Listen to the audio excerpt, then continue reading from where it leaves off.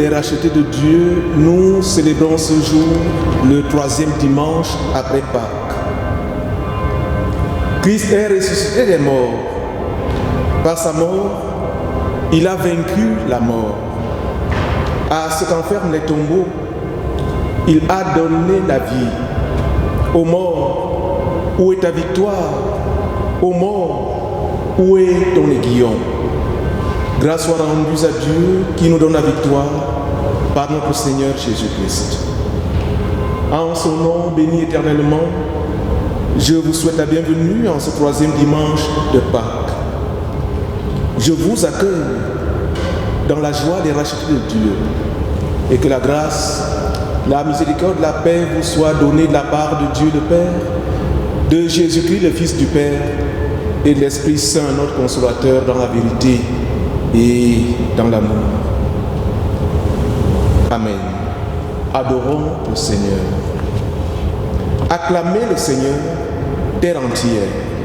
Chantez à la gloire de son nom. Alléluia. Glorifiez-le en célébrant sa louange. Chantez à Dieu.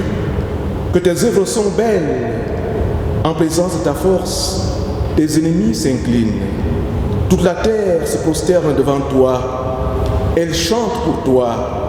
Elle chante pour ton nom. Venez et voyez les hauts faits de Dieu. Ses exploits sont redoutables pour les fils des hommes. Il changea la mer en terre ferme. Ils passèrent le fleuve à pied sec. De là, cette joie qu'il nous donne. Le Seigneur règne à jamais par sa puissance. Ses yeux observent les nations. Peuple, bénissez notre Dieu.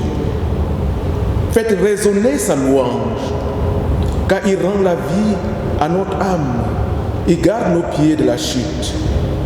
Béni soit Dieu qui n'a pas écarté ma prière, ni détourné de moi son amour. Que tout en moi bénisse donc son nom, et que tout ce qui respire loue le Seigneur. Louez le Seigneur. Peuple de Dieu, levons-nous comme un seul homme pour chanter en l'honneur de notre Dieu le cantique Dieu Tout-Puissant, strophes 1 et 2.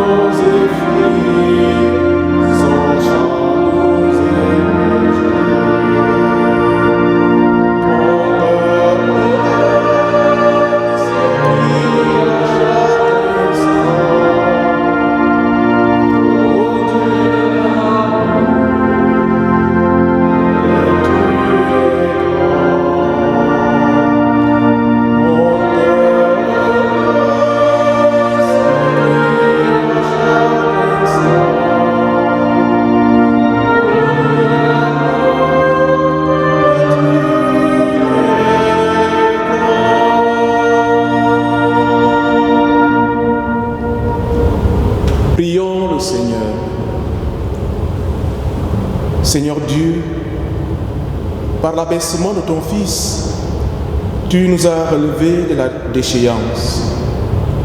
Par sa résurrection, tu nous as arrachés à une mort éternelle. Puisse cette bonne nouvelle ranimer en nous notre courage dans l'attente du jour où tu nous admettras à la plénitude de ta joie. Par lui, Jésus-Christ, notre Seigneur. Amen. Je vous prie de reprendre place.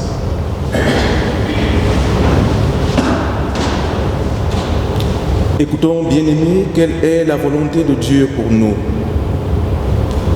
Si quelqu'un est en Christ, il est une nouvelle créature. Le monde ancien est passé.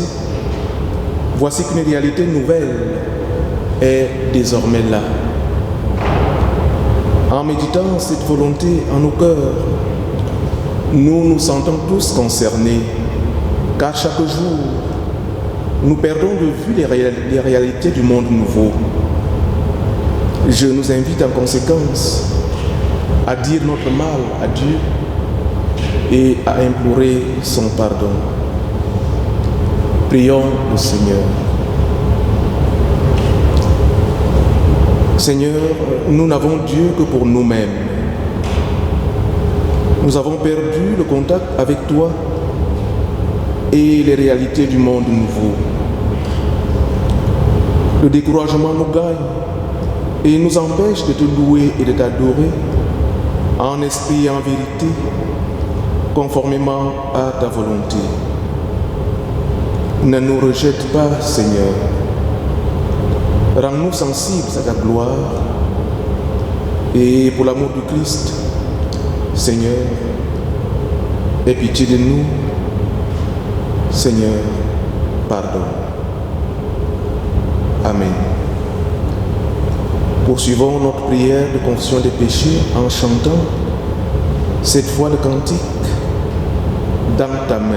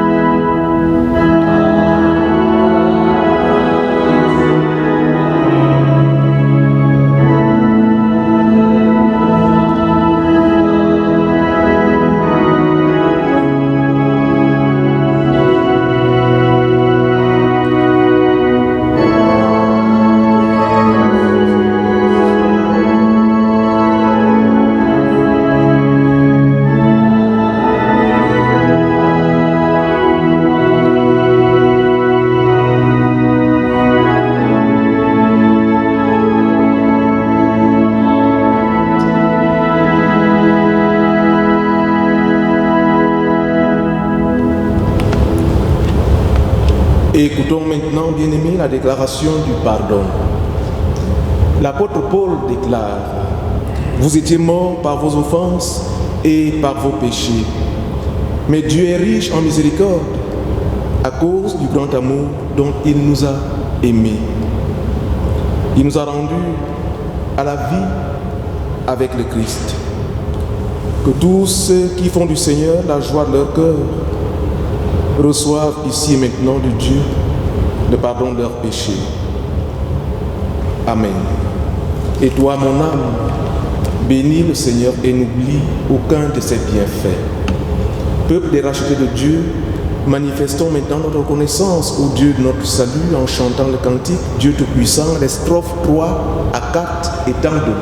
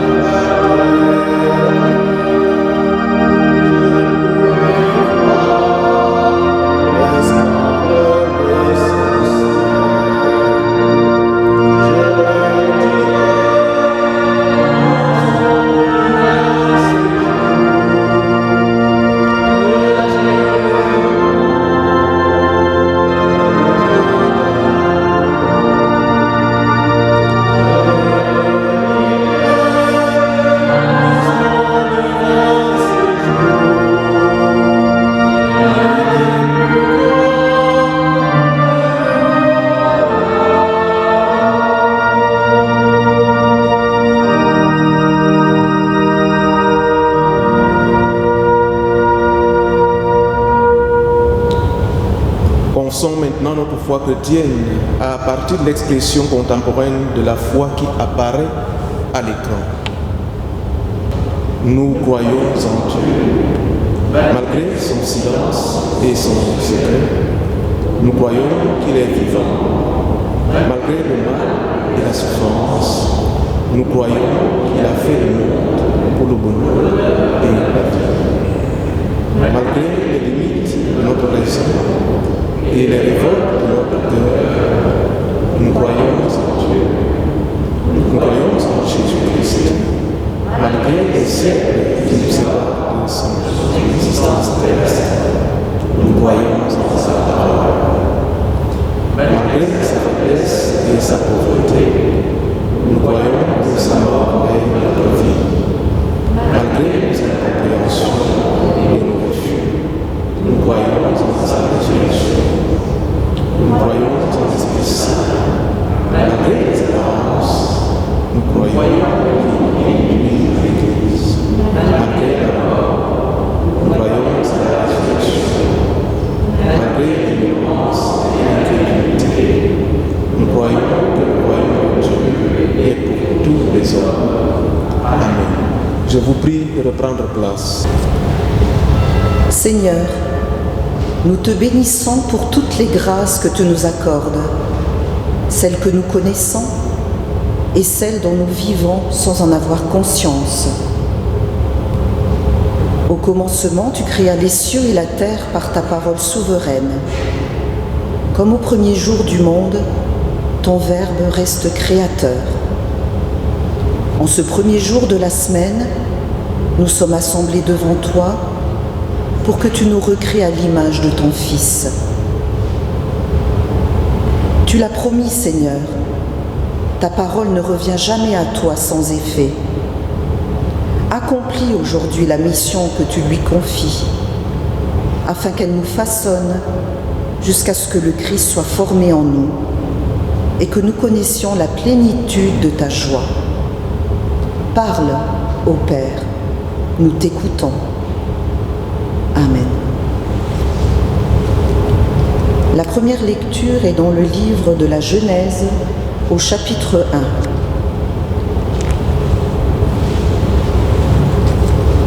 1. Au commencement, Dieu créa les cieux et la terre.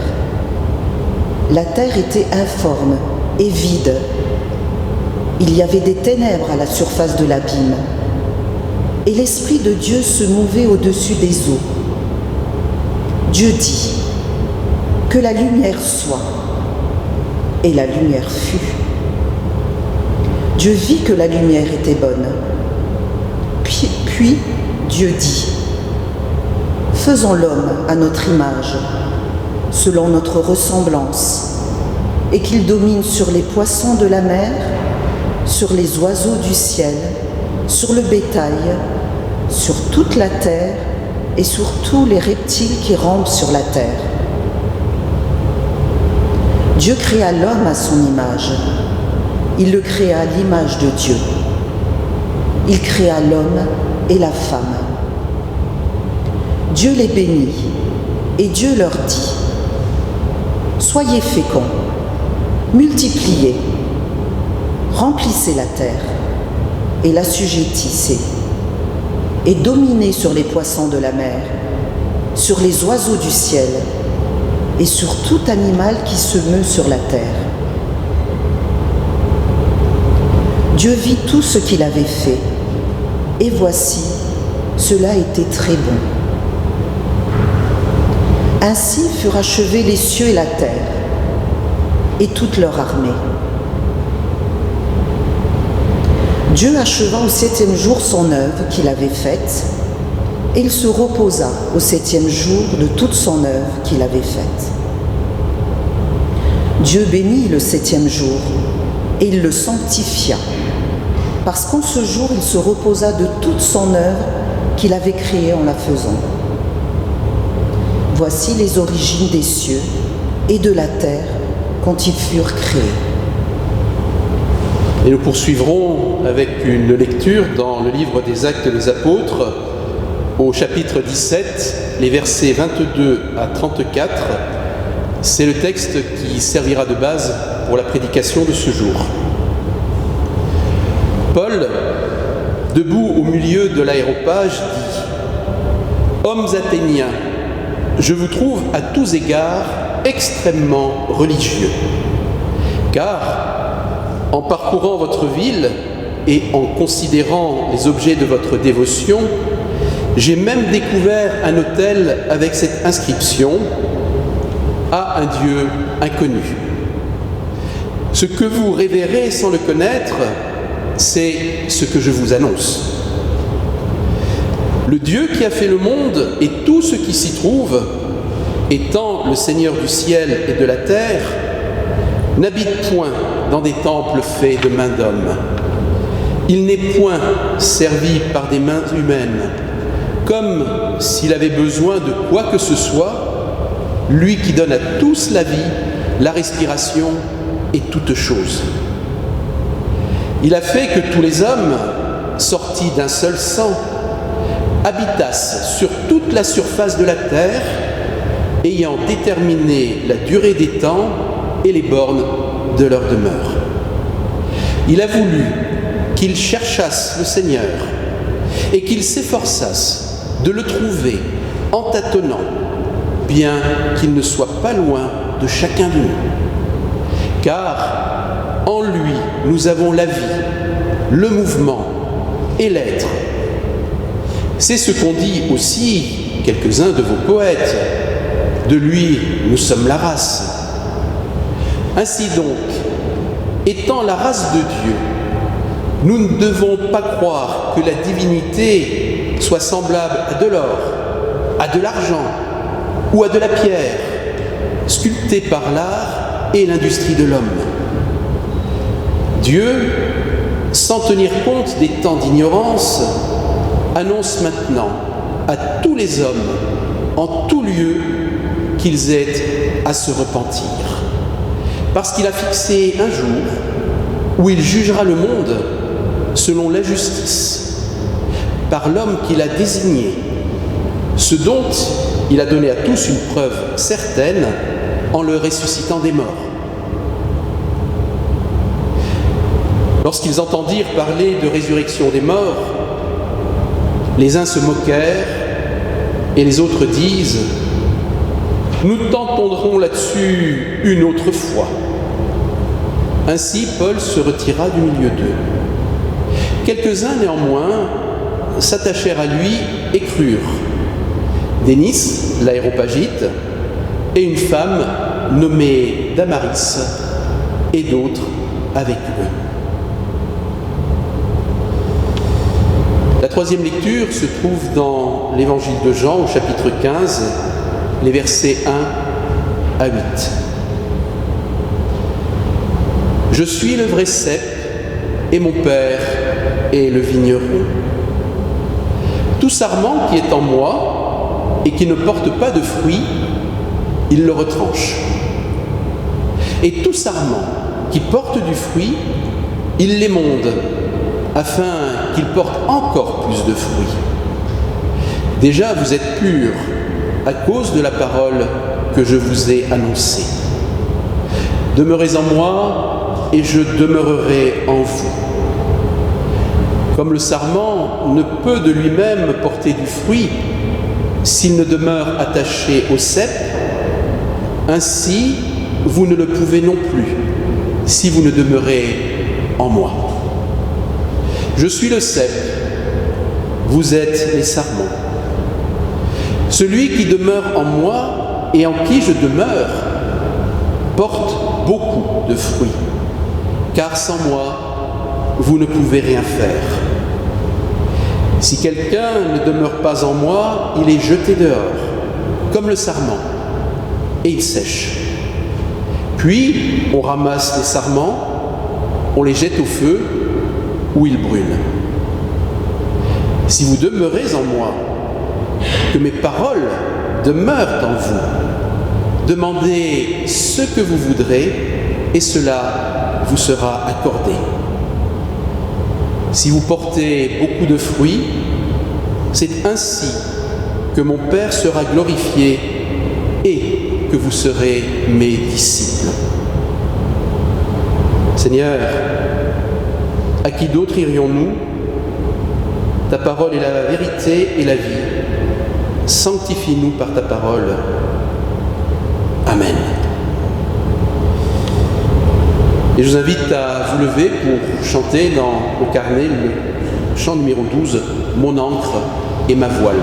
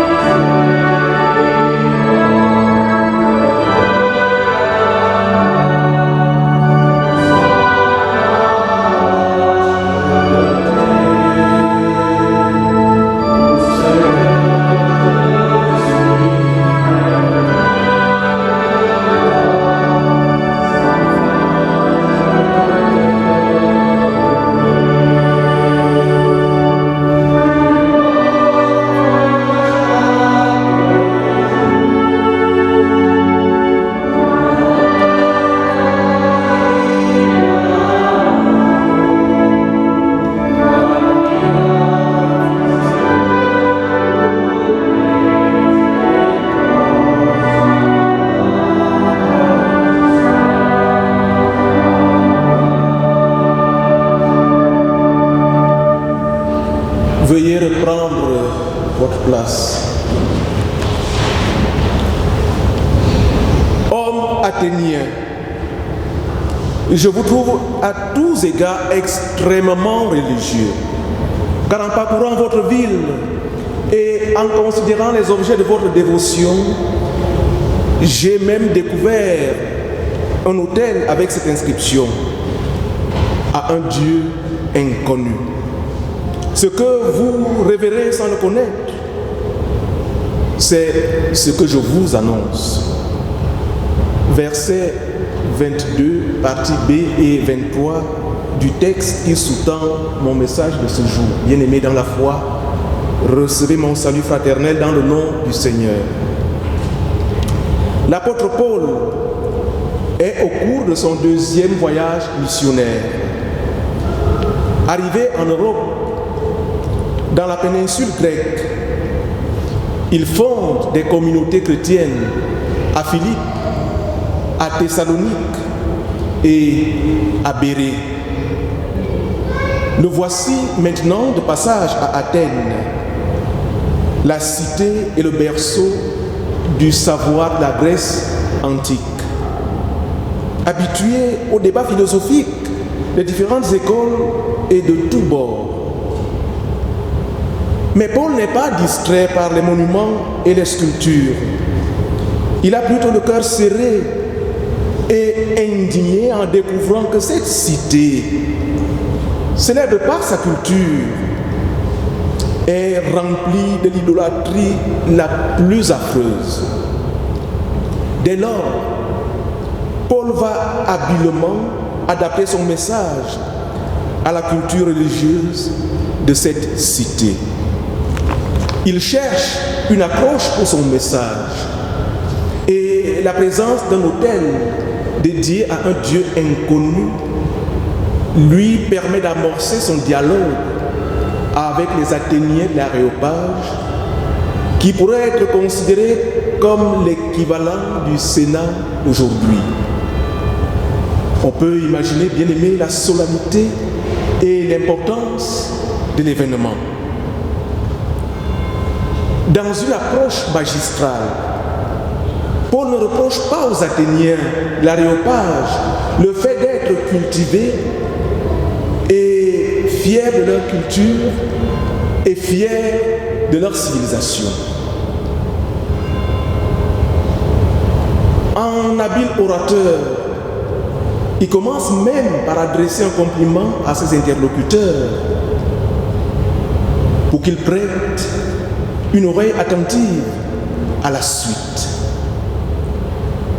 Et la suite, c'est qu'il a trouvé un point d'accroche dans la cité athénienne, à partir duquel il va déployer son argumentaire et, que dis-je, son évangélisation à partir de la figure de l'autel dédié à un Dieu inconnu. De quoi s'agit-il? Comment pouvons-nous comprendre la chose? C'est que Paul, à l'Aréopage, va rencontrer des érudits et des philosophes de différentes écoles, universellement réputés pour leur sagesse. Voyez-vous, l'intelligence a été donnée à l'homme pour discerner la puissance éternelle et la divinité de son Créateur. Romains chapitre 1, verset 20. Or, l'ignorance de ces esprits éminents confirme que le monde, par la sagesse, n'a pas connu Dieu. 1 Corinthiens chapitre 1, verset 21. Dieu est donc au milieu de ces éminents penseurs et philosophes, un Dieu inconnu. Conclusion logique. Il leur manque quelque chose et ils en sont pleinement conscients. D'où leur écriteau d'ailleurs à un Dieu inconnu. On peut donc constater que Paul retient ce qui est bon dans leur religion. Les Athéniens sont conscients qu'il leur manque quelque chose. Ils sont conscients de leur manque. Ils sont conscients de leur manque. Pour l'apôtre Paul, c'est du pain béni. C'est du pain béni. C'est que, selon l'historien grec Diogène Laërce, la coutume d'ériger des sanctuaires en l'honneur des divinités inconnues remontait au VIe siècle avant notre ère.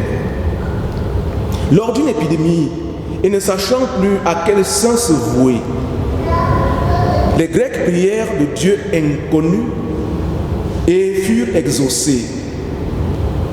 Depuis lors, les Grecs ont pris pour habitude, pour coutume, de dédier un culte aux dieux inconnus, de peur que dans l'aréopage des nombreuses divinités, ils ne puissent en oublier quelques-unes ou les ignorer et attirer ainsi sur eux le châtiment. Du coup, ils reconnaissent implicitement la faille du polythéisme, le fait de croire en plusieurs dieux. Croire en l'existence d'une multitude de dieux conduit à constater qu'en fait, en matière de divinité, on ne sait pas vraiment à qui on a affaire. Et donc, on ne connaît pas Dieu. On ne connaît pas Dieu. Trop de dieux tue les dieux, pourrait-on dire. Bien-aimés, nous pouvons à juste titre relever que l'apôtre reconnaît un aspect positif d'une autre croyance, d'une autre religion que la sienne. Il ne prétend pas que toutes les religions mènent à Dieu, mais il ne rejette pas en bloc les croyances d'autrui. Il examine et retient ce qui est bon. 1 Thessaloniciens chapitre 5 verset 21. Il est important de voir en cela la démarche chrétienne authentique vis-à-vis des autres religions. Gardons nos convictions et évangélisons, mais soyons à l'écoute et gardons-nous de toute forme d'intolérance et de fanatisme. Nous connaissons très bien dans ce pays les conséquences de l'intolérance et du fanatisme religieux. Après avoir déblayé ainsi le terrain bien-aimé dans la foi, Paul commence maintenant par le commencement, en leur parlant du Seigneur du ciel et de la terre, qui s'est révélé non seulement dans la création, mais aussi dans la rédemption générale. Ce Dieu souverain ordonne maintenant à tous les hommes, en tous les lieux, de se repentir. Verset 30 de notre texte. Ce Dieu ordonne maintenant à tous les hommes, en tout temps, en tout lieu et de toute manière, de se repentir.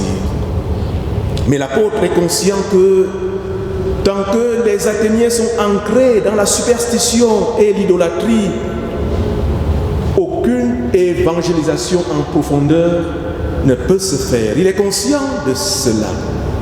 Voilà pourquoi il s'attaque aux superstitions et à l'idolâtrie des Grecs. Il reprend par là l'interdiction de représenter Dieu par les images, de servir d'autres dieux. Et c'est le deuxième commandement du décalogue qui stipule: tu ne te feras pas de statue, ni de représentation quelconque de ce qui est en haut dans le ciel, et ce qui est en bas sur la terre, et de ce qui est dans les eaux plus bas que la terre. Tu ne te prosterneras pas devant elles, et tu ne leur rendras pas un culte. Exode chapitre 20, versets 4 à 5. Mais voyez-vous, l'apôtre va plus loin en se démarquant du paganisme et du judaïsme. Depuis l'incarnation, Dieu n'habite plus seulement dans le temple de Jérusalem et ne veut plus qu'on lui fasse des sacrifices. Il n'en a pas besoin. Le culte juif, qui consistait essentiellement en sacrifices offerts dans le temple de Jérusalem, n'a plus lieu d'être. Dorénavant, c'est dans le cœur de chaque authentique croyant que Dieu fait sa demeure par la puissance de l'Esprit Saint. Jean chapitre 4, versets 20 à 24, 1 Corinthiens chapitre 6, verset 19. De même, Jésus étant mort sur la croix pour nous, les sacrifices annonciateurs de ce sacrifice parfait offert une fois pour toutes n'ont plus lieu d'être. Ils n'ont plus lieu d'être. Jésus a pleinement restauré la connaissance du vrai Dieu et nous ouvre tout grand la porte des cieux. Ce qui était jusque-là inaccessible tant aux Juifs qu'aux païens. En ce sens, nous pouvons dire que nous ne sommes plus sous le coup de la loi. Frères et sœurs dans le Seigneur, à bien y regarder, ces Athéniens en question nous ressemblent vraiment. Ils nous ressemblent beaucoup. Nous pouvons même avancer qu'ils sont nos contemporains, et pour cause. Ce sont des personnes évoluées de leur époque, comme nous le sommes certainement à notre époque, l'actuelle. Les Athéniens étaient fiers de leur culture et de leur civilisation. Mais paradoxalement, ils étaient superstitieux et idolâtres. C'est que si Paul sillonnait aujourd'hui les rues de nos villes, de nos villages, il serait peut-être irrité devant nos cultes d'idoles. Nous aussi. Il serait peut-être irrité devant nos temples dédiés au dieu Mammon, entendons les centres commerciaux. Il serait peut-être irrité devant nos stars, nos idoles fortunées, notre idéal et notre but dans la vie. Avoir toujours plus, gagner toujours plus, accéder au plus grand confort matériel. De nos jours, beaucoup de nos contemporains cherchent un sens à leur vie en se fabriquant des dieux à leur convenance. Des dieux à leur convenance. Ils se tournent vers les horoscopes, les sectes occultes. Ils se fabriquent des religions patchwork ou composites et donc recomposées à partir d'éléments religieux piqués à droite et à gauche. Mais dans cette fabrique des religiosités diverses et multiples, le Dieu vivant, le Dieu de Jésus-Christ demeure pour beaucoup un Dieu inconnu, hélas. Beaucoup attendent de Dieu des biens, des faveurs, du mieux-être. Ils ne voient en Dieu que le dispensateur des bienfaits. Et ils se plaignent car leur attente est souvent déçue. Et Dieu ne leur accorde pas ce qu'ils pensent mériter. Et le malheur fondant sur les justes comme sur les injustes, alors Dieu est souvent en procès, accusé d'injustice et de cruauté envers ses créatures. Bien-aimés de Dieu, ce discours de Paul reste et demeure très actuel pour nous. Il nous rappelle que Dieu, créateur du ciel et de la terre, n'habite pas dans les temples faits de mains d'hommes. Dieu nous dépasse et nous déborde de toutes parts. Dieu n'a pas besoin de nos faveurs. Et sa sagesse est bien au-dessus de notre compréhension et de nos raisonnements. Dieu a créé les êtres humains pour peupler la terre. Il a mis en leur cœur la soif vers la source de toute vie. Voilà pourquoi les hommes cherchent constamment Dieu. Ce Dieu si difficile à connaître et à comprendre totalement n'est pas resté loin de l'humain cependant.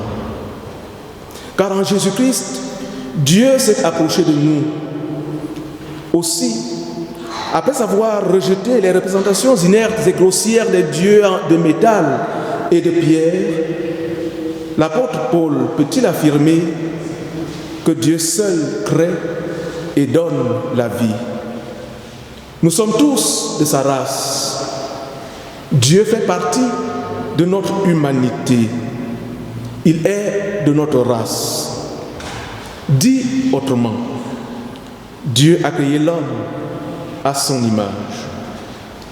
Lorsque cette image a été profanée et provoqué la chute, Dieu s'est fait homme pour nous recréer à l'image de son Fils et pour s'approcher de nous afin de partager notre existence et se révéler à nous par la personne de son Fils. L'apôtre Paul peut donc affirmer à juste titre que Dieu n'est pas loin de chacun de nous, verset 27. C'est cela, bien-aimés, la bonne nouvelle annoncée par Paul à l'Aréopage. La bonne nouvelle d'un Dieu vivant qui nous aime et qui nous est proche. C'est par la repentance qu'il faut s'approcher de lui. Nous sommes de la race de Dieu uniquement si nous nous reconnaissons pécheurs et incapables par nous-mêmes d'être semblables à Dieu. Si nous sommes de sa race, c'est que Dieu nous a adoptés et que nous sommes devenus ses enfants grâce à Jésus-Christ. Celui-ci, après avoir connu la mort, a été ressuscité. Ainsi, les forces du mal, de la destruction et de la violence n'ont pas eu le dernier mot. Jésus a été lui-même victime du mal et de la mort. Mais sa résurrection nous ouvre les portes de l'espérance et de la vie. Il nous libère de notre enfermement et de notre condition de pécheur. Il nous transforme et nous ouvre à une nouvelle naissance, une nouvelle création. Seulement voilà, en parlant de la résurrection, en entendant l'apôtre Paul parler de la doctrine de la résurrection, les Aréopagites se moquent de lui. Les Aréopagites sont des hommes dont l'autorité morale et politique est reconnue.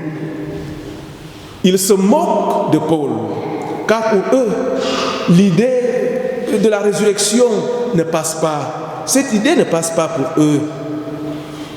Ou bien l'homme possède une âme immortelle, ou bien il s'anéantit avec la mort. Décidément, ces Athéniens nous ressemblent beaucoup. Aujourd'hui encore, nous n'osons plus parler de la résurrection. Nous avons même peur d'en parler. Nous sommes mal à l'aise lorsque nous en parlons. Certains parlent de la vie après la mort, certains parlent de l'incarnation, d'autres encore parlent de la réincarnation, et que sais-je encore. Et ou bien on se tait carrément pour ne pas en parler. Mais Paul, au contraire, nous invite à vivre d'une espérance inouïe. Dieu est capable de faire une nouvelle création à partir de notre monde imparfait. Il est capable de nous donner une vie nouvelle dès maintenant et nous ressusciter même à travers notre mort physique et corporelle. Voyez-vous, la résurrection est donc la pierre angulaire de la foi chrétienne. C'est elle qui est au commencement de l'histoire de l'Église. Si on était resté seulement au vendredi soir, le mouvement initié par Jésus de Nazareth serait resté là, au vendredi soir. Et notre foi serait vaine, du coup. Seulement voilà, après le vendredi soir, il y a également le dimanche matin. Heureusement. Heureusement. Bien-aimés, serons-nous comme la majorité des Athéniens, des moqueurs qui disent à Paul, nous t'entendrons là-dessus une autre fois? Ou bien serons-nous comme ces quelques convertis qui ont été touchés, à savoir Denis, l'Aréopagite, Damaris et d'autres encore? Ce sont des interrogations que je formule. Voyez-vous, se moquer ouvertement, remettre à plus tard ou croire, voilà le triple effet de l'Évangile lorsqu'il est prêché comme aujourd'hui. Quant à toi, crois et tu seras sauvé. Hommes athéniens, je vous trouve à tous égards extrêmement religieux, car en parcourant votre ville et en considérant les objets de votre dévotion, J'ai même découvert un hôtel avec cette inscription: à un Dieu inconnu. Ce que vous révérez sans le connaître, c'est ce que je vous annonce. Amen.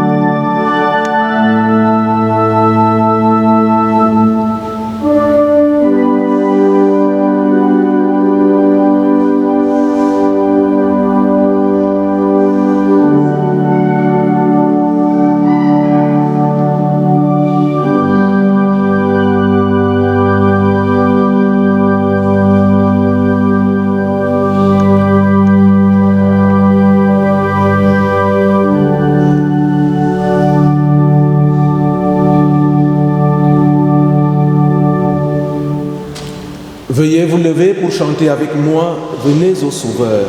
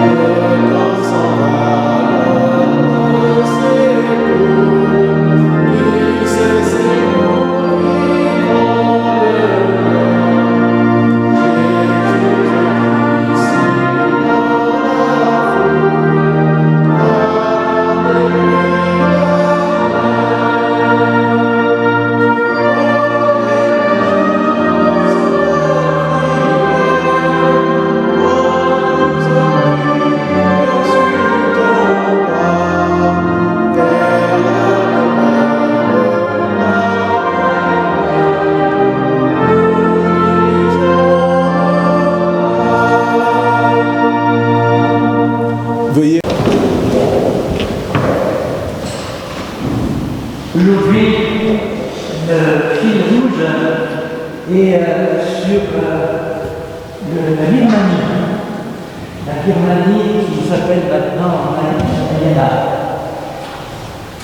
Vous en avez entendu parler ces derniers temps, puisqu'il y a eu un nouveau putsch militaire. Et effectivement, les chrétiens ne sont pas bien reçus là-bas, au contraire. Mais ils essayent effectivement d'y travailler et ils essayent toujours de continuer à annoncer la bonne nouvelle. Alors pour annoncer la bonne nouvelle, il y a effectivement parler, mais il y a aussi agir. Et donc, il y a des pasteurs qui donnent des repas pour les chrétiens et les non-chrétiens, parce que depuis ce putsch, beaucoup ont faim. D'autres sont là pour prier, les jeunes de leur pays, les jeunes pour que effectivement ce pays puisse retrouver de la liberté. Alors, au niveau des sujets de prière, on peut dire de remercier Dieu pour l'engagement des chrétiens pour la liberté et l'évangélisation du Myanmar. Prions pour la fin de ces sanglots affrontements et le retour de la paix et de la démocratie. Et prions pour la protection des chrétiens et de leurs pasteurs.